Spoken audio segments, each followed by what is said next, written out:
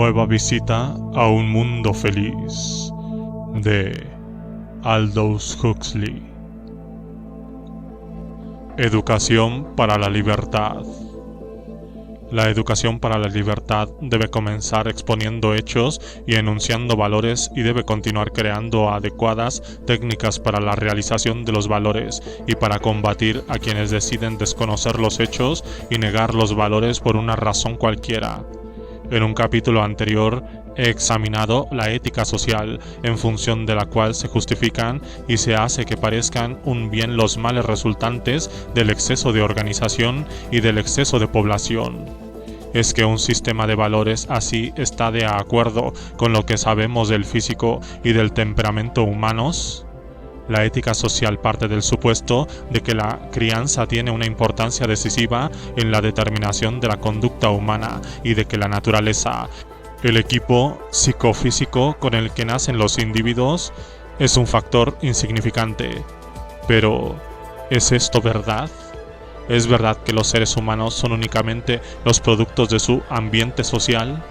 Y si no es verdad, ¿qué justificación puede haber para sostener que el individuo es menos importante que el grupo del que es miembro? Todos los elementos de juicio disponibles indican que, en la vida de los individuos y las sociedades, la herencia no es menos importante que la cultura. Cada individuo es biológicamente único y distinto de todos los otros individuos. La libertad es, por tanto, un gran bien, la tolerancia una gran virtud y la uniformidad una gran desdicha. Por razones prácticas o teóricas, los dictadores, los hombres de organización y ciertos hombres de ciencia ansían reducir la enloquecedora diversidad de las naturalezas de los hombres a una u otra clase de gobernable uniformidad.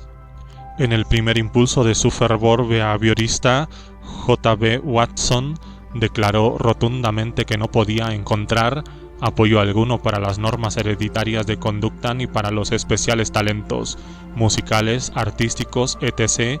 que dicen que hay en las familias. Hasta hoy mismo un distinguido psicólogo, el profesor B.F. Skinner de Harvard, insiste en que, a medida que la explicación científica se hace más amplia, la contribución a ella que puede reivindicar el individuo mismo parece acercarse a cero. Las alabadas facultades creadoras del hombre, sus realizaciones en el arte, la ciencia y la moral, su capacidad para optar y nuestro derecho a hacerle responsable de las consecuencias de su opción son cosas que sin excepción carecen de importancia en el nuevo autorretrato científico. En pocas palabras, los dramas de Shakespeare no fueron escritos por Shakespeare, ni siquiera por Bacon o el conde de Oxford. Fueron escritos por la Inglaterra isabelina. Hace más de 60 años, William James escribió un ensayo sobre los grandes hombres y su ambiente, en el que se lanzó a la defensa de los individuos sobresalientes contra los ataques de Herbert Spencer. Este había proclamado que la ciencia, esa personificación maravillosamente conveniente de las opiniones en una fecha determinada de los profesores X, Y y Z, había abolido por completo al gran hombre. El gran hombre, había escrito, debe ser clasificado con todos los otros fenómenos de la sociedad que le han hecho nacer como un producto de los antecedentes de esa misma sociedad. El gran hombre es tal vez, o parece que es, el iniciador inmediato de cambio, pero si ha de haber algo que sea una verdadera explicación de estos cambios, es preciso buscarlo en el conjunto de condiciones del que ha surgido tanto él como ellos. Estamos aquí ante una de esas huecas honduras a las que no cabe atribuir significado funcional alguno. Lo que nuestro filósofo está diciendo es que debemos saberlo todo antes de que podamos comprender de modo completo una cosa cualquiera. Es indudable, pero de hecho nunca podremos saberlo todo. Debemos, por tanto, contentarnos con la comprensión parcial y las causas inmediatas, incluida la influencia de los grandes hombres. Si hay algo humanamente cierto, escribe William James, es que la sociedad del gran hombre, llamada así con propiedad, no lo hace antes de que él pueda rehacerla. son las fuerzas fisiológicas con las que las condiciones sociales, políticas, geográficas y, en una gran medida, antropológicas tienen tanto y tan poco que ver como el cráter del Vesubio con la llama vacilante del gas a cuya luz escribió Los que lo hacen. Es que el señor Spencer sostiene que la convergencia de las presiones sociales choca de tal modo sobre Stratford-upon-Avon hacia el 26 de abril de 1564 que tuvo que nacer allí un William Shakespeare con todas sus peculiaridades mentales y...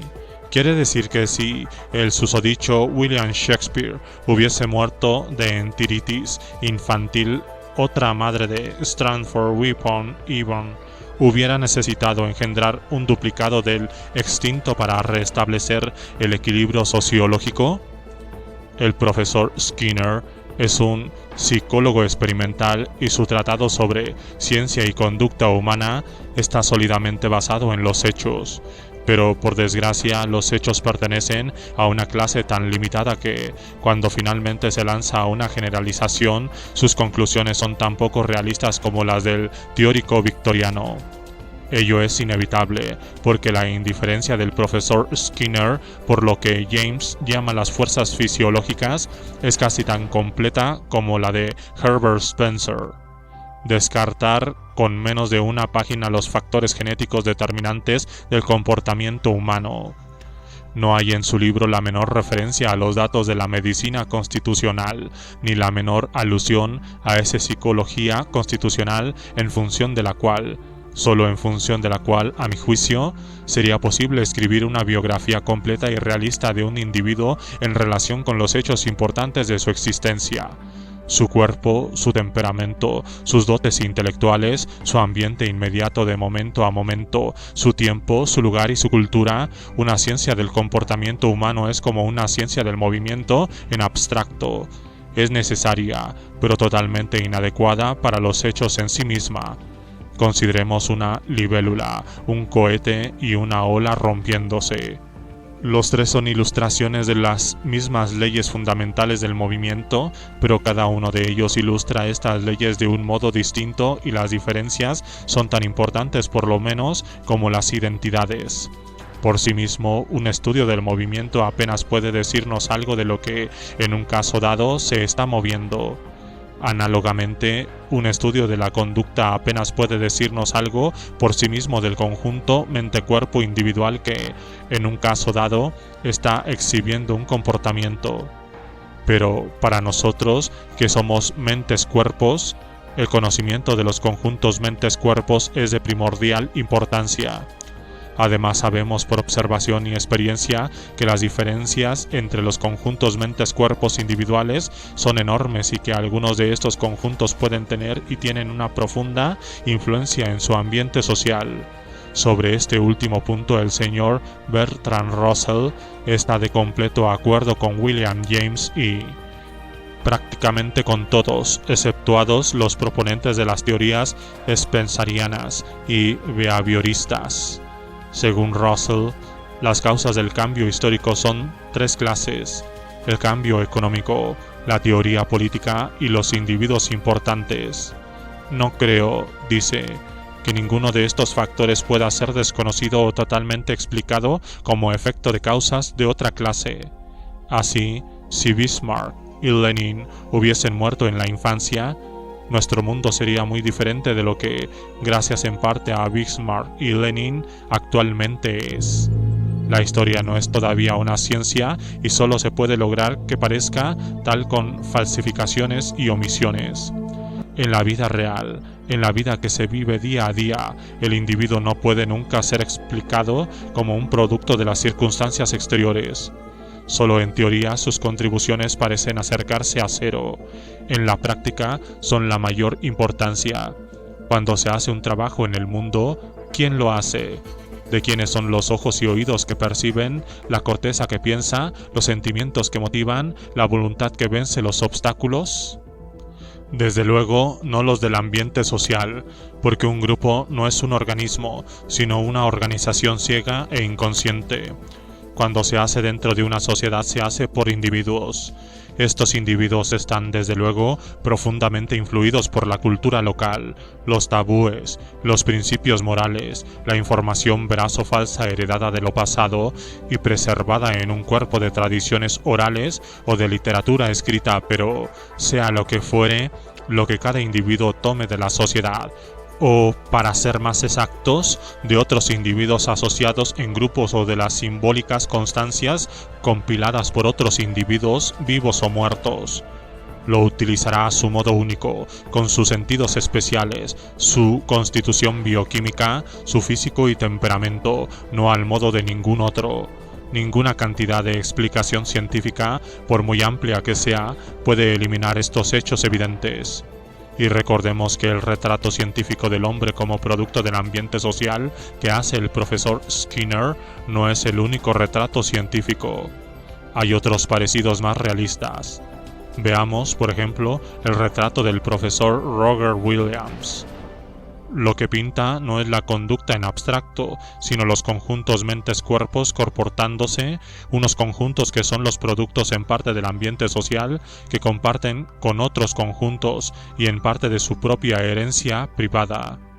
En The Human Frontier y Free But Unequal, el profesor Williams ha explicado detenidamente esas diferencias innatas entre los individuos para los que el Dr. Watson no encuentra apoyo y cuya importancia, a juicio del profesor Skinner, se acerca a cero.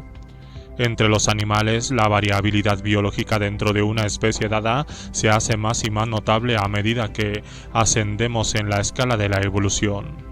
Esta variabilidad biológica llega a su máximo en el hombre, y los seres humanos exhiben un grado de diversidad bioquímica, estructural y temperamental superior al que se observa en los miembros de cualquier otra especie.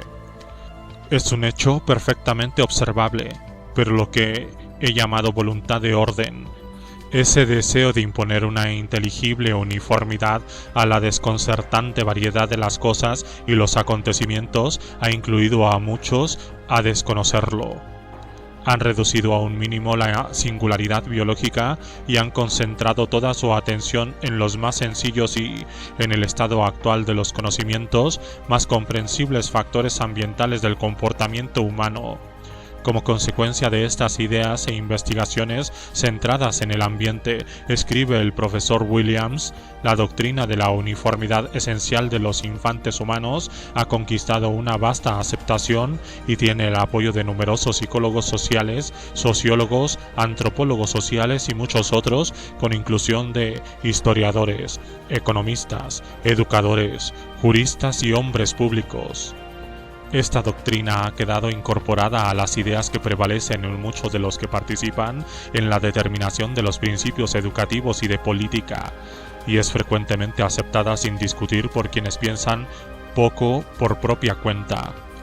Un sistema ético que se base en una apreciación más o menos realista de los datos de la experiencia tiene muchas probabilidades de hacer más bien que mal. Pero son muchos los sistemas éticos que se han basado en una apreciación de la experiencia, en una opinión de la naturaleza de las cosas que no tiene nada de realista. Una ética así ha de hacer probablemente más mal que bien. Por ejemplo, hasta hace muy poco se creía universalmente que el mal tiempo, las enfermedades del ganado y la impotencia sexual podían ser causados, y en muchos casos realmente lo eran, por los malévolos manejos de los magos. Coger y matar magos era por tanto un deber, y un deber además divinamente ordenado en el segundo libro de Moisés.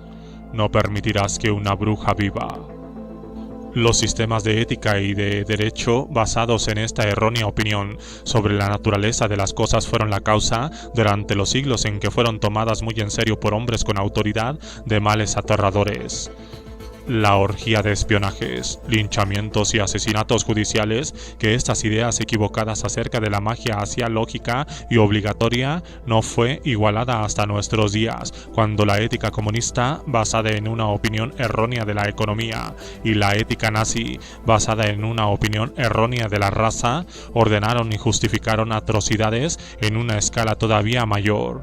Consecuencias apenas menos indeseables tendrían probablemente la adopción general de una ética social basada en el error de que nuestra especie es una especie completamente social, de que los infantes humanos nacen uniformes y de que los individuos son el producto de un acondicionamiento operado por el ambiente colectivo y dentro de él. Si estas ideas fueran correctas, si los seres humanos fueran realmente miembros de una especie verdaderamente social y sus diferencias individuales fueran insignificantes y pudieran ser completamente borradas con el apropiado acondicionamiento, es evidente que no habría necesidad alguna de libertad y que el Estado tendría justificación para perseguir a los herejes que la reclamaran. Para el termes individual, servir al termitero es la libertad perfecta. Pero los seres humanos no son completamente sociales, son tan solo moderadamente gregarios. Sus sociedades no son organismos como la colmena o el hormiguero, son organizaciones, son, en otros términos, mecanismos ad hoc para la vida colectiva. Además, las diferencias entre los individuos son tan grandes que, a pesar de la más intensiva igualación cultural, un endomorfo extremo, para utilizar la terminología de W.H. Sheldon, mantendrá sus características viscerotónicas sociales. Un mesomorfo extremo seguirá siendo enérgicamente somatotónico en todas las circunstancias, y un ectomorfo extremo siempre será un cerebrotónico, introvertido y ultrasensible. En el mundo feliz de mi fábula, la conducta social deseable quedaba asegurada por un doble tratamiento de manipulación genética y acondicionamiento postnatal. Las criaturas se gestaban en botellas y se obtenía un alto grado de uniformidad en el producto humano mediante la utilización de huevos de un limitado número de madres y tratando cada huevo de modo que se dividiera una y otra vez, produciendo gemelos en hornadas de 100 o más. Era posible así producir uniformes mentalidades maquinales para máquinas uniformes, y la uniformidad de estas mentalidades maquinales quedaba perfeccionada después del nacimiento con el acondicionamiento infantil, la hipnopedia y una euforia químicamente inducida como sustitutivo de la satisfacción de sentirse libre y creador. En el mundo en que vivimos, como ha sido señalado en un capítulo anterior, fuerzas impersonales empujan hacia la centralización del poder y una sociedad uniformada.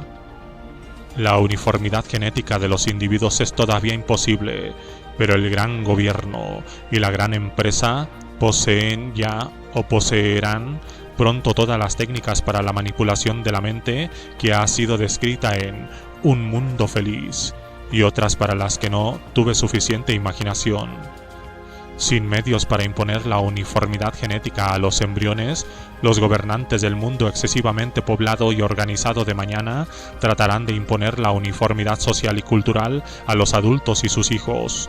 Para alcanzar este fin, utilizarán, como no se les impida, todas las técnicas de manipulación de la mente a su disposición y no vacilarán en reforzar estos métodos de persuasión racional con la coacción económica y las amenazas de la violencia física. Si ha de ser evitada esta clase de tiranía, debemos comenzar sin demora a adecuarnos y a educar a nuestros hijos para la libertad y el gobierno de nosotros mismos. Esa educación para la libertad debe ser, como he dicho, una educación ante todo en hechos y en valores. Los hechos de la diversidad individual y de la singularidad genética y los valores de la libertad, la tolerancia y la caridad mutua, que son los colorarios éticos de tales hechos. Pero, por desgracia, el conocimiento exacto y los sólidos principios no son bastantes. Una verdad sin interés puede ser eclipsada por una falsedad emocionante. Una hábil apelación a la pasión es muchas veces demasiado fuerte para la mejor de las buenas resoluciones. Los efectos de la propaganda falsa y perniciosa no pueden ser neutralizados sin un adiestramiento a fondo en el arte de analizar sus técnicas y ver a través de sus sofismas. El lenguaje ha permitido que el hombre progrese de la animalidad a la civilización. Pero el lenguaje ha inspirado también esa continua locura y esa sistemática, genuinamente diabólica perversidad que no son menos características del comportamiento humano que las virtudes lingüísticamente inspiradas de la premeditación sistemática y de la continua benevolencia angélica.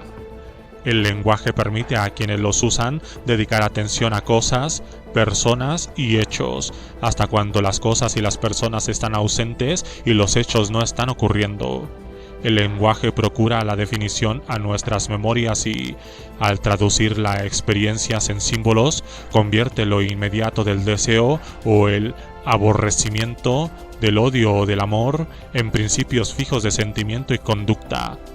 De un modo del que no tenemos plena conciencia, el sistema reticular del cerebro selecciona de una incontable multitud de estímulos esas pocas experiencias que tienen importancia práctica para nosotros. De estas experiencias inconscientemente seleccionadas, seleccionamos y extraemos de modo más o menos consciente un reducido número, al que marcamos con palabras de nuestro vocabulario y luego clasificamos dentro de un sistema a la vez metafísico, científico y ético que está formado por otras palabras de un nivel de abstracción más alto.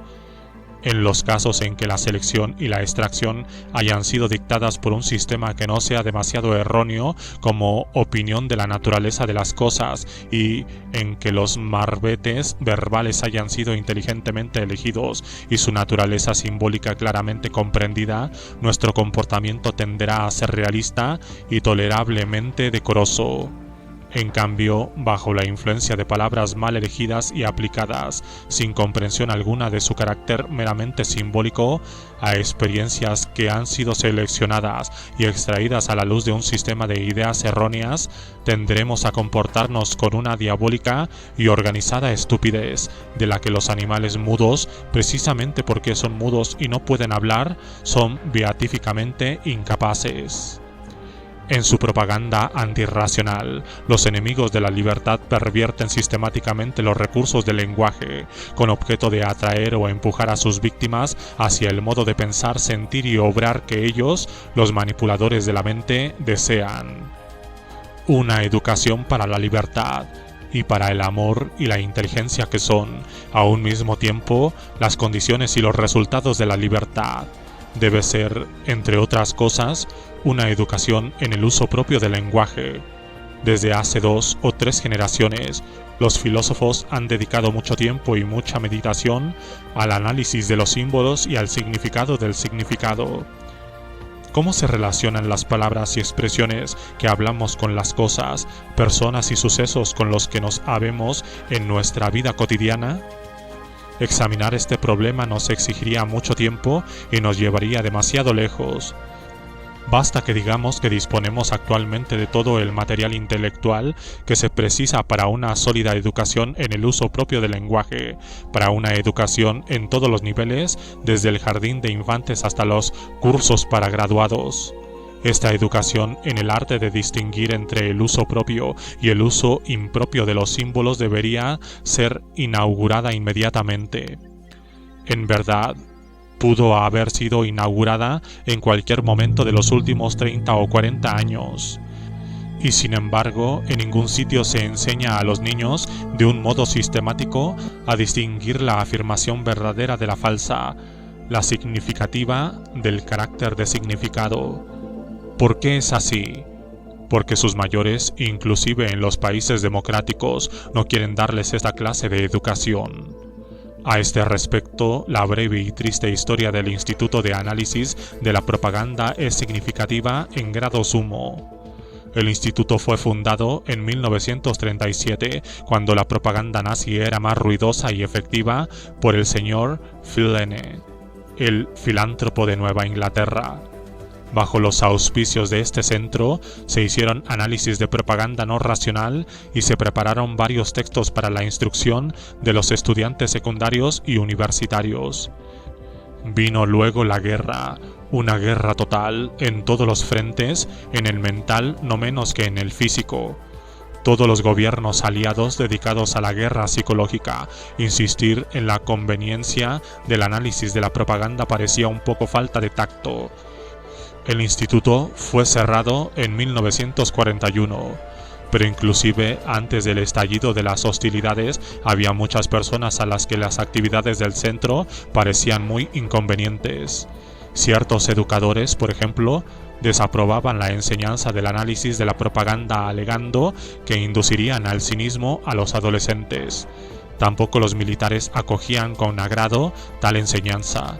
Temían que los reclutas comenzaran a analizar el lenguaje de los sargentos instructores. Y estaban luego los clérigos y los anunciantes.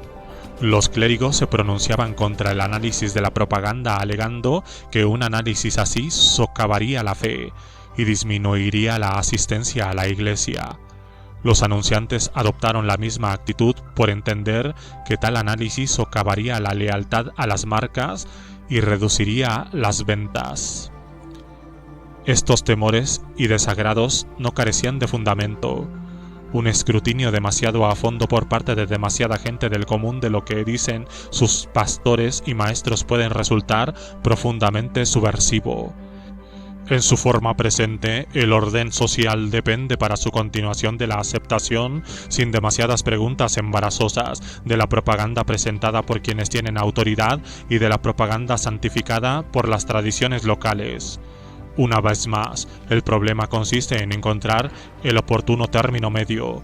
Los individuos deben ser lo bastante sugestionables para que quieran y puedan hacer que su sociedad funcione, pero no tan sugestionables que caigan bajo el hechizo de manipuladores profesionales de la mente.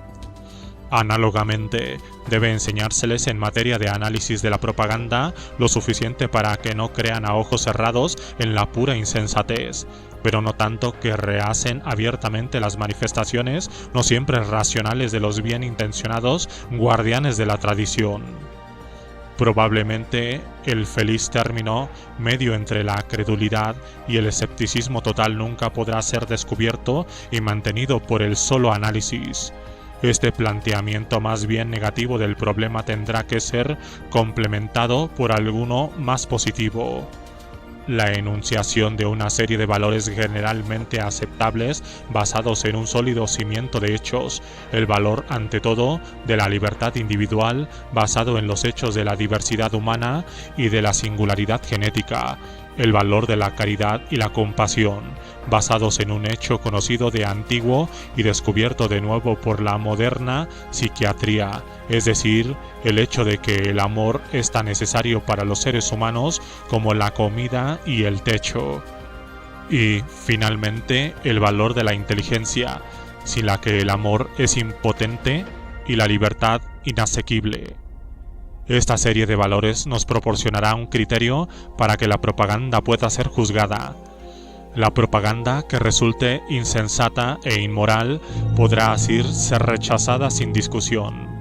La que sea meramente irracional, pero resulte compatible con el amor y la libertad, y no se oponga en principio al ejercicio de la inteligencia, podrá ser provisionalmente aceptada por lo que valga.